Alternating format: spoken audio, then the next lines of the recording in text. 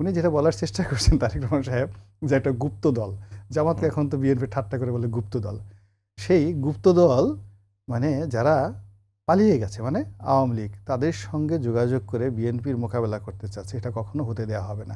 আপনি বুঝতে পারছেন যে বিএনপির মাইন্ডসেটটা কোথায় চলে গেছে, সিরিয়াস মাইন্ডসেটের মধ্যে চলে গেছে। তো এই অবস্থার মধ্যে ডক্টর ইউনূস ডাকবেন, আবার সেখানে বসে আবার বসবেন, আবার সেখানে রেফারির ভূমিকায় সব কিছু হবে। বিএনপি আসলে এই পর্যায়ে এখন আর নাই। বিএনপি যেটা এই সময়টাতে বিএনপি বুঝে গেছে, যেমন ধরেন নভেম্বর মাসের 7 তারিখে তারেক রহমান সাহেব আসবেন, এরকম একটা কথা উঠে গেছিল। তারপরে ধরে নিল যে না ঠিক আছে, নভেম্বরের 15-16 তারিখের দিকে আসবেন। এখন মানে বিএনপি নেতাকর্মীদেরকে রাখা যাচ্ছে না, তাদেরকে এই ডিসেম্বরের মধ্যে তারেক রহমান সাহেব আসবেন এরকম একটা ঘোষণা দিয়ে বাড়ি দেখাচ্ছে, অফিস দেখাচ্ছে, বুলেট গাড়ি দেখাচ্ছে, মানে নেতা ছাড়া হচ্ছে না।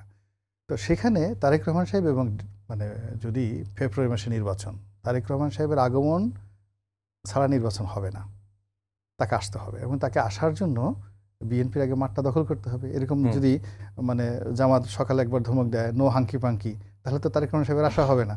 তো যার জন্য এখানে তার মাঠ দখল করতে হবে, তার নিজের শক্তিমত্তা দেখাতে হবে, আদারওয়াইজ তারেক রহমান সাহেব আসতে পারবেন না।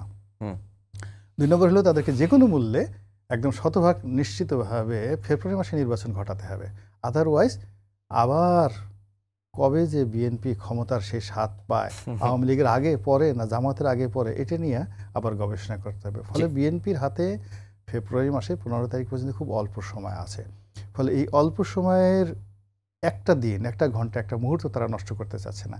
জামাতের সঙ্গে বৈঠক করে, এনসিপির সঙ্গে বৈঠক করে, এমনকি ডক্টর মোহাম্মদ ইউনূস সাহেবের সাথে বৈঠক করে যদি এই মূল্যবান সময় থেকে মাত্র 7 ডেজ তারা হারিয়ে ফেলে তাদের জীবন থেকে, আপনি ধরে রাখবেন এক একটা দিন 1 বছর করে বিএনপিকে পিছিয়ে 7 বছর পিছিয়ে যাবে, 7 বছর তারা পিছিয়ে যাবে।